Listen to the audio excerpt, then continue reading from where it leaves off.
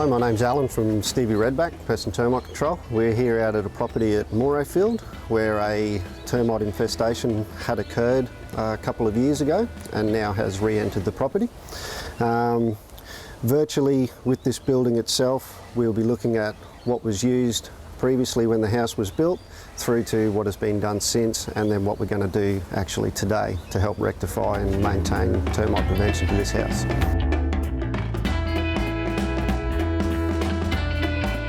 We're at the entranceway of the building here today. What we've got is a deck timber over the top of the actual weep holes and footings. In this area here we have a camilleri system installed. The system itself is a bit further back than how I would like it, so we probably won't use that today.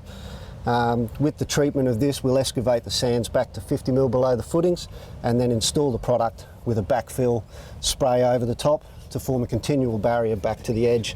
We're going to come right out to where the brick section is underneath this deck, and that way termites won't be able to come through this area, as the entire section of the soils in connection with this footing will be impregnated with premise.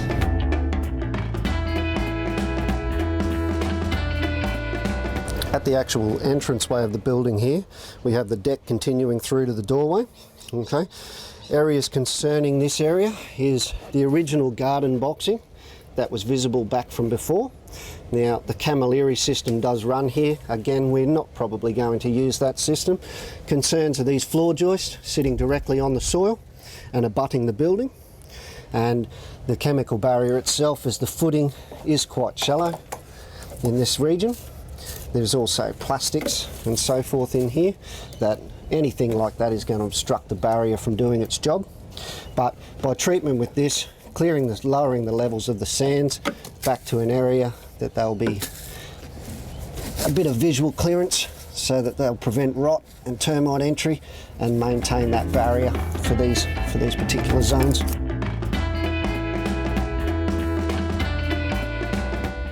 As we are here as a reinstating of a barrier, which means that the barrier had already been installed previously, we've already excavated these footings where we've turned around and dug them back to expose the actual footing itself. The footing edge is roughly here, as you can see, lines up with the existing holes. So from this area here we can reuse these holes, but we will be drilling some extra ones to make the hole spacings correct, as some of them are beyond 300 centres. We have a water line coming in, which will be just on top of the footing. The footings themselves, once we've flooded these footings and then we have to trench this back a bit further, apply the termiticide, backfill, soak till we form a continual soil barrier. With these existing holes, the hole spacings themselves in some areas, as in here, they're fine. You've got a decent hole spacings, whereas in some other areas they're a bit long in the tooth, and we've got them well above Australian standards. They're over 300. So because of that, we'll have to drill some additional holes. Areas where air conditioning units are installed, then most of the times these are movable. They flex enough to be able to gain access, as the previous operator had done. Problem with this area here is where the hole spacings, the holes being drilled directly within the joint.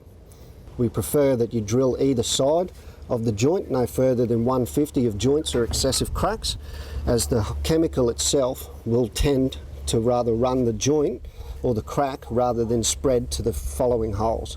So you want that spreading effect underneath the slab so that the chemical overlaps. Then we have a hole spacing here well over 450, as the operator was trying to dodge the actual storm water. Simply drilling back a bit or closer to the friendlier hole would have been a better option.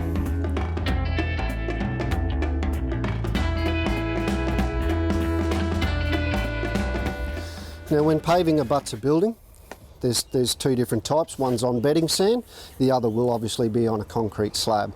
When concreted in, drilling is one of your main options, but on a bedding sand situation, this area has actually been drilled between the pavers, whereas you can actually remove these pavers and gain access to the sands and the footing beneath. Okay, they're quite easy to pull up once you get one up. You can see the operator's drilled through, pumped, treated, chemical itself, in this situation, it would have been better to lift these products, install a reticulation system, or hand spray and backfill. The base of these pavers have been damaged. The footing itself is relatively shallow. There's a small amount of crusher dust. By the removal of the pavers and the sands in connection, you want to remove all dag and bits of extra render and brickwork that had come down onto the slab. By removal of this product, proper treatment and reinstallation, you'll get a much better result with a less chance of the product going in areas that it wasn't meant to go to.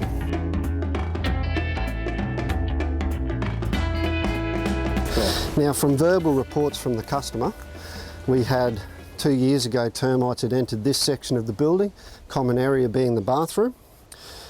With the area being, the soils being backfilled, you can see by the soil level against the brick course, it was well above an area where you would like it.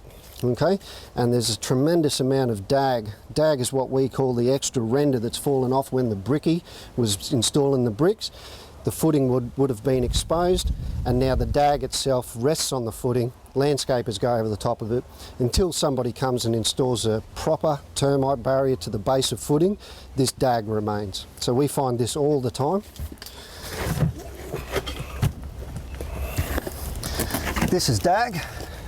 So that's just excess mortar that's been sitting in the ground. Most times it's quite fragile, breaks up. Now this here actually covers the footing in an area where this dag's been broken back, and this is an area where the dag is still in place. This is your number one area of termite entry. Right beneath this here is where a pipe enters the building. You can see the depth of this dag is quite excessive.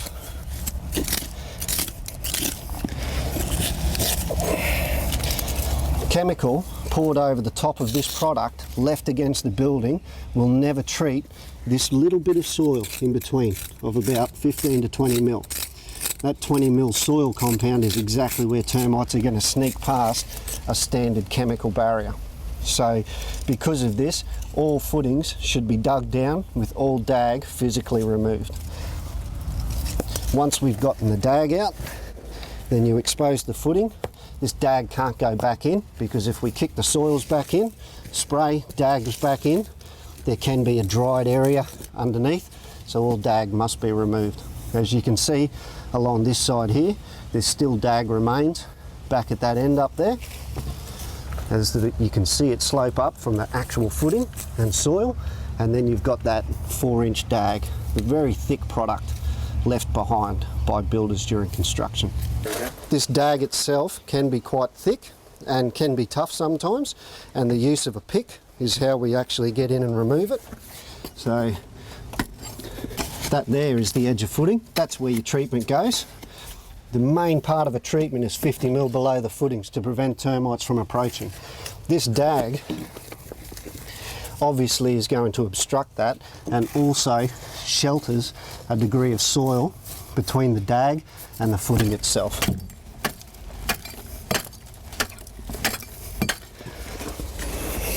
So once this product's been removed, the dag taken back to the actual footing, 50 to 100 mil below, that's your actual footing.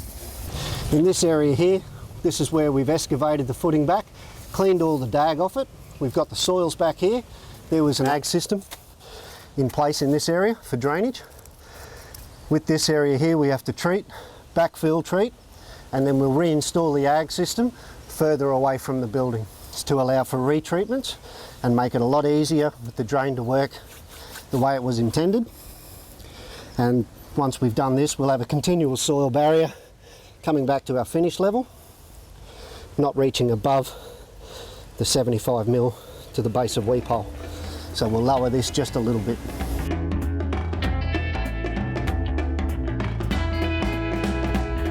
At the rear patio of the building, we have a beautiful tiled area. Installed in this tiled area is a camilleri under slab reticulation system. So this reticulated poison barrier runs along the perimeter of the brick course, preventing termite entry to the building by impregnating the soils under the slab without the need of drilling. So we'll recharge this system. There are 2 of these lengths in place, and that will spread chemical along the base of the footing and protect the house from termite entry from this side. Now this area of the Camilleri system is again in place, runs an extraordinary length away from the building, but by charging this system up, as I did not install the system, we've excavated the soils from around the base of the footing, and when we actually charge this system up, we're going to be inspecting here to see if the product is actually leaching through on the top of the footing. There is also a waterline system created from irrigation, so that's in place, but the system itself should be running back around this line here.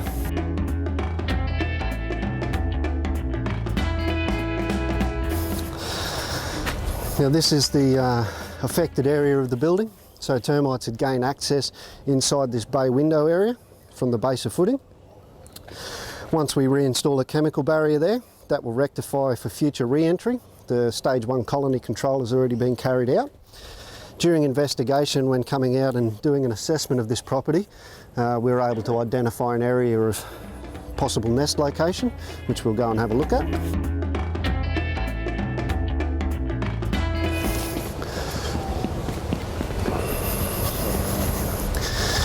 Now, there's a lot of foliage within this area of the gardens themselves. Cellulose-based mulch is in the way of wood chip and just general timber decay. This area here was a tree that's recently been lobbed. You can see in the trunk areas where we've got excavation of termites has occurred on the internal of the actual limbs, which is a standard sort of process for white ants when getting into the crown root systems of tree stumps. It's happened on several areas of this stump itself. For this area here, we'll be excavating around the base of the tree, and we will be auger drilling and impregnating the crown root system with premise, and that will further prevent any reinfestation of this tree stump for a harbourage, and will rectify any current infestation within the stump itself.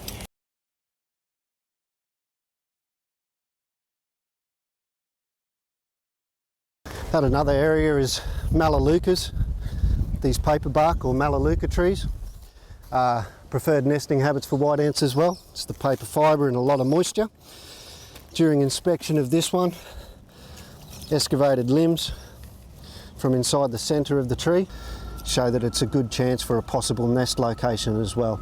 So repeat procedure to this tree, where we'll 45 angle auger drill to the crown root, rod inject and apply just a small amount of premise, which will help maintain integrity of the tree and prevent reinfestation and kill off any current infestation.